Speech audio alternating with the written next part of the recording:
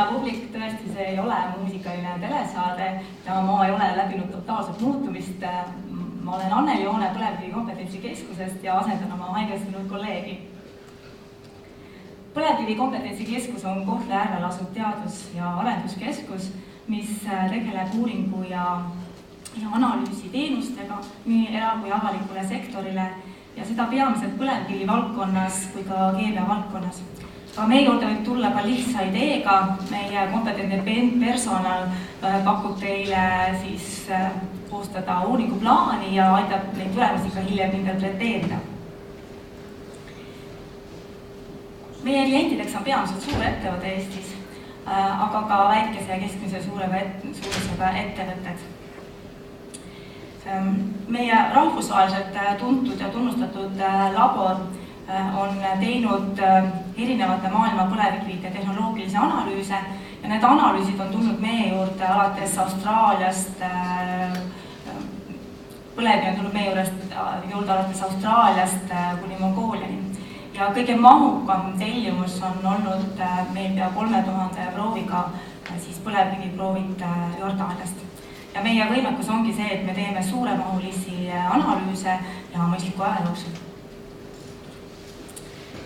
Põlevkivi ei ole meie ainus uuringu objekt, et meie seadmepark kõrgsurvereaktorist hüdrogeenimist distillatsiooni seadmeni võimaldab meil teha palju katseid.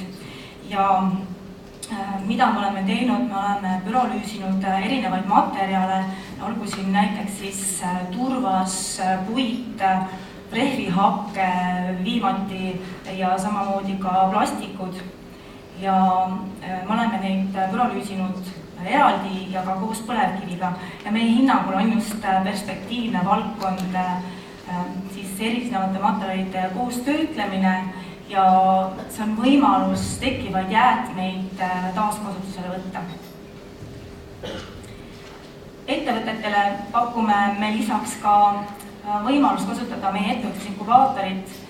Selles inkubaatoris on olemas võimalused üürida keemialaborit koos elementaarse sisseseadega ja ka elementaarsete seadmetega.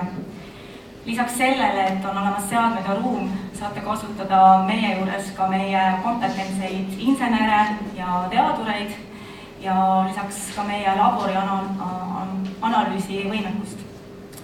Meie juures on juba täna väga erinevad kliendid, alates põlevkivi keemiast kuni molekulaarbioloogiani.